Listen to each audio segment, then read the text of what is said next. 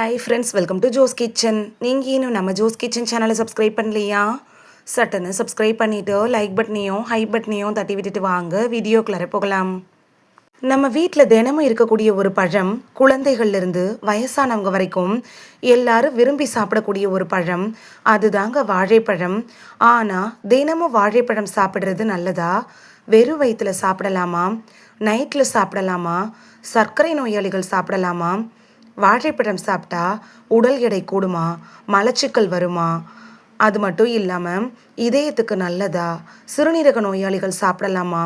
அப்படின்னு நிறைய கேள்விக்கு இந்த ஒரு வீடியோவில் தெளிவான விளக்கத்தை கொடுத்துருக்கோம். இந்த வீடியோ உங்களோட ஹெல்த்தையே சேஞ்ச் பண்ணலாம். ஸோ வீடியோவை ஸ்கிப் பண்ணாமல் பாருங்கள் ஃப்ரெண்ட்ஸ். வாங்க வீடியோக்குள்ளே போகலாம். உங்களுக்கு வாழைப்பழம் பிடிக்கும் அப்படின்னா ரெட் ஹார்ட் கமெண்ட் பண்ணுங்கள். ஒரு நாளைக்கு எத்தனை வாழைப்பழம் சாப்பிடலாம், யாரெல்லாம் சாப்பிடலாம், யாரெல்லாம் சாப்பிடக்கூடாது அப்படிங்கிறத பற்றியும் நம்ம பார்க்க போகிறோம். பொதுவாக 100 கிராம் வாழைப்பழத்தில் கலோரின்னு எடுத்துட்டோன்னா 89 இருக்குது. கார்போஹைட்ரேட் 23 கிராம், ஃபைபர் 2.6 கிராம் இருக்குது. பொட்டாசியம் 358 ஏஜி, விட்டமின் B6லாம் இருக்குது. விட்டமின் சி, மாங்கனீஸு, புரதம் கூட இருக்குதுங்க. இந்த சத்துக்கள்லாம் நம்ம உடம்புக்கு தேவையான ஊட்டச்சத்துக்கள் தான்.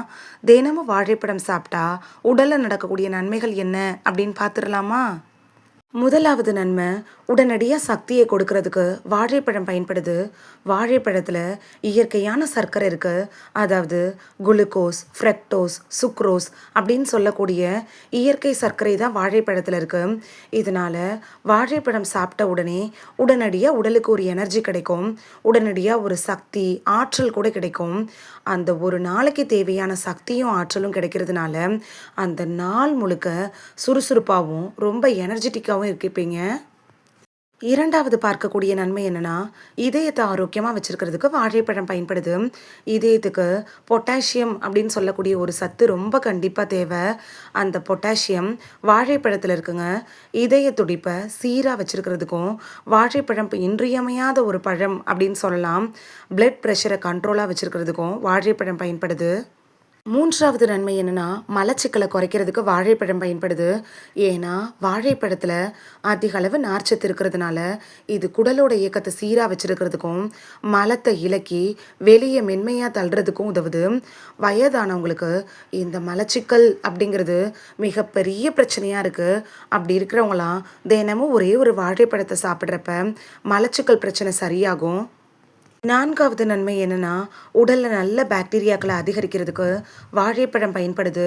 அதாவது நல்ல பாக்டீரியாக்கள்னால் ப்ரோபயாட்டிக்கு. இந்த ப்ரோபயாட்டிக் நார்ச்சத்து இருக்குல்ல, இது குடல் நுண்ணுயிர்களுக்கு ஆதரவாக இருக்குது. குடல் சுத்தமாக இருந்தால் தான் நம்ம உடம்பு எப்பயுமே ஆரோக்கியமாக இருக்கும். குடலில் நச்சுக்கள் தங்கிருச்சுன்னா பல நோய்களுக்கு அது வழிவகுத்துரும். குடலை ஆரோக்கியமாக ஆக்கிறதுக்கும் வாழைப்பழம் அப்படிங்கிறது உங்களுக்கு ரொம்ப யூஸ்ஃபுல்லாக இருக்கும். ஐந்தாவது நன்மை, தசை பிடிப்பை குறைக்கிறதுக்கு வாழைப்பழம் பயன்படுது. நிறைய பேர் உடற்பயிற்சிலாம் செய்வாங்க. உடற்பயிற்சி செய்யக்கூடிய நபர்களுக்கு தசை பிடிப்பு இதெல்லாம் இருக்கும். அவங்களுக்கு ரொம்பவே பொட்டாசியம்ங்கிறது சத்து தேவைப்படும். அவங்களுக்கெல்லாம் ஒரு சிறந்த உணவாக வாழைப்பழம் இருக்கும் அப்படின்னு சொல்லலாம். உடற்பயிற்சி மேற்கொள்கிறீங்களா இருந்தீங்கன்னா நீங்கள் வாழைப்பழத்தை எடுத்துக்கிறப்ப உங்களுக்கு கூடுதல் எனர்ஜி கூட கிடைக்கும். ஆறாவது நன்மை, எலும்புகளை ஆரோக்கியமாக வச்சுருக்கிறதுக்கு வாழைப்பழம் பயன்படுது. வாழைப்பழத்தில் மெக்னீஷியம், மாங்கனீஸு, பொட்டாசியம் இது மாதிரியான எல்லா சத்துக்களுமே இருக்குது. இது எலும்புகளை ஆரோக்கியமாக வச்சுருக்கிறதுக்கு பயன்படுது.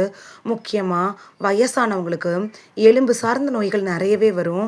40 வயசை எட்டிருச்சுனாலே எலும்பு அரிப்பு நோய், எலும்பு தேய்மானம் இது மாதிரியான பிரச்சனைகள்லாம் வரும். ஆனால் வாழைப்பழத்தில் எலும்பு சம்மந்தப்பட்ட நோய்கள் வராமல் தடுக்கக்கூடிய சத்துக்கள்லாம் இருக்குது.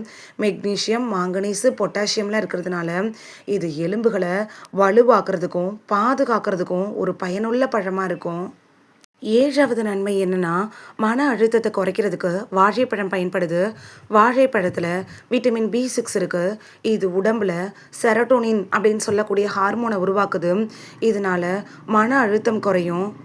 இப்போ இருக்கக்கூடிய காலகட்டத்தில் சின்ன பிள்ளைங்களாக இருந்தாலும் சரி, பெரியவங்களாக இருந்தாலும் சரி, நிறைய பேருக்கு மன அழுத்தத்துக்குள்ளார தள்ளப்படுறாங்க. அந்த மாதிரியான சூழ்நிலை தான் இருக்குது. சின்ன குழந்தைகளை கேட்டால் கூட சொல்லுவாங்க, நான் ரொம்ப ஸ்ட்ரெஸ்ஸாக இருக்கேன் அப்படின்னு சொல்கிறாங்க. ஆனால் தினமும் ஒரு வாழைப்பழத்தை சாப்பிட்றப்ப மன அழுத்தம் குறையும். பெரியவங்களுக்கு அவங்க வேலை செய்கிற இடத்துல ப்ரெஷரில் இருப்பாங்க. நிறைய இளைஞர்கள் கூட வேலை பார்க்குற இடத்துனால ப்ரெஷர் கொடுத்துட்டே இருப்பாங்க. அவங்கெல்லாம் நிறைய மன அழுத்தத்தில் இருக்கிறாங்கல்ல, அதனால சரியாக தூக்கம் கூட வராது. அதை சரி செய்கிறதுக்கும் வாழைப்பழம் உங்களுக்கு ரொம்பவே உதவியாக இருக்கும். அடுத்தது 8வது நன்மை, தூக்கத்தை அதிகப்படுத்துறதுக்கு, அதாவது நல்ல ஒரு தூக்கத்துக்கு தினைக்கும் ஒரு வாழைப்பழம் சாப்பிட்றது ரொம்பவே நல்லது. நைட்டு உணவுக்கு அப்புறமா அளவோடு நீங்கள் வாழைப்பழத்தை சாப்பிட்டா நல்ல தூக்கம் வரும். அதாவது முக்கியமாக தூக்க பிரச்சனை அப்படிங்கிறது ஒரு பெரிய பிரச்சனைங்க. சிலர்லாம் தூங்கவே மாட்டாங்க. தூங்குனாலும் டக்குன்னு எழுந்திரிச்சிருவாங்க. அப்படிப்பட்டவங்கலாம் தூங்குறதுக்கு 1 மணி நேரத்துக்கு முன்னாடி வாழைப்பழத்தை சாப்பிட்டுட்டு வந்தீங்கன்னா உங்களுக்கு நல்ல தூக்கம் கிடைக்கும். 9வது, நம்மளோட தோலை பராமரிக்கிறதுக்கும் தோலை அழகாக பராமரிக்கிறதுக்கு வாழைப்பழம் பயன்படுது. வாழைப்பழத்தில் விட்டமின் சி இருக்குது. இதனால கொலாஜன் உற்பத்தி செய்கிறதுக்கு வாழைப்பழம் பயன்படுது. 30 வயசை தாண்டினாலே வயசு காரணமாக உடலில் கொலாஜன் உற்பத்தி அப்படிங்கிறது குறைய ஆரம்பிச்சிடும்.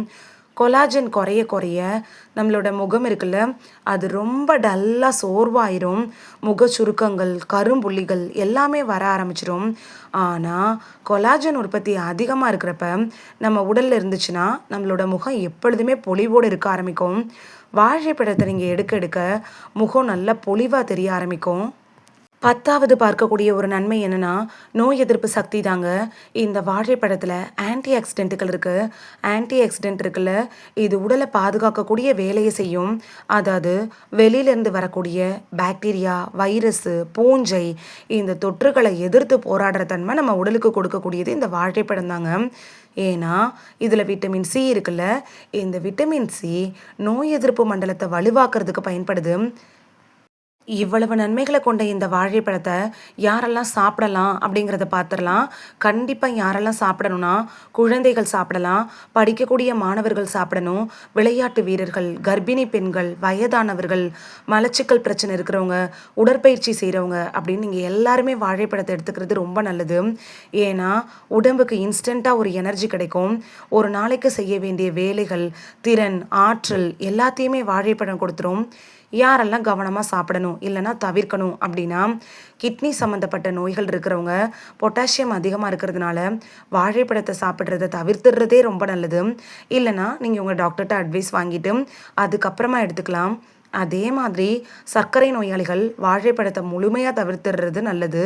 அப்படி இல்லைன்னா நீங்களும் டாக்டர்கிட்ட அட்வைஸ் வாங்கிட்டு அதுக்கப்புறம் எடுத்துக்கிறதே நல்லது. வெயிட் லாஸ் பண்ணுறவங்க அவாய்ட் பண்ணிடுறது நல்லது. நாள்பட்ட நோய்களுக்காக ட்ரீட்மெண்ட் எடுத்துகிட்டு இருக்கிறவங்க டாக்டர்கிட்ட அட்வைஸ் வாங்கிட்டு அதுக்கப்புறமா எடுத்துக்கலாம். வாழைப்பழம் சாப்பிட்றதுக்கான சிறந்த நேரம் என்னென்னா, காலையில் சாப்பிட்றது ரொம்ப நல்லதுங்க. உணவோடு சாப்பிடலாம். அப்படி இல்லைன்னா வெறும் வயிற்றில் கூட வாழைப்பழத்தை சாப்பிடலாம் அப்படின்னு நிறைய பேர் சொல்லுவாங்க. ஆனால் வெறும் வயிற்றில் வாழைப்பழத்தை சாப்பிடக்கூடாது. நீங்கள் காலை உணவு சாப்பிட்டதுக்கு அப்புறமா வாழைப்பழத்தை எடுத்துக்கிறது நல்லது. அப்படி இல்லைன்னா மதிய உணவு சாப்பிட்டதுக்கப்புறம் எடுத்துக்கலாம். ஒர்க் அவுட் முடிச்சுட்டு அதுக்கப்புறமா கூட எடுத்துக்கலாம். ஈவினிங் டைமில் போண்டா, பஜ்ஜி, வடை, டீலாம் குடிப்பீங்கள, அந்த ஸ்நாக்ஸுக்கு பதிலாக வாழைப்பழத்தை எடுத்துக்கலாம். இந்த டைம்லலாம் நீங்கள் வாழைப்பழத்தை எடுத்துக்கிறப்ப உங்களுக்கு நல்ல பலன் கிடைக்கும். ஒரு நாளைக்கு எத்தனை வாழைப்பழம் சாப்பிடணும் அப்படின்னு பார்க்கலாம். ஒரே ஒரு வாழைப்பழம் சாப்பிட்டா போதுங்க, அதுவே ரொம்ப நல்லது. வாழைப்பழம் நல்லதுன்னு சொல்லிட்டாங்களே அப்படின்னு அதிகமாக சாப்பிடாதீங்க. வாழைப்பழம் சாப்பிட்றப்பையும் அளவுக்கு மிஞ்சினால் அமுதமும் நஞ்சு அப்படிங்கிற பழமொழி ஞாபகத்தில் இருக்கட்டும். எந்த வாழைப்பழத்தை சாப்பிட்றது அப்படின்னு நிறைய பேருக்கு டவுட் இருக்கும். நீங்கள் இந்தந்த வாழைப்பழத்தெல்லாம் எடுத்துக்கலாம். நாட்டு வாழைப்பழம் சாப்பிடுங்க, அது ரொம்ப ரொம்ப நல்லது. பூவன் வாழைப்பழம், ரஸ்தாளி, அப்புறம் செவ்வாழை இதெல்லாம் நீங்கள் எடுத்துக்கிறப்ப அது உங்களுக்கு ரொம்ப சத்துக்களை அள்ளி தருங்க.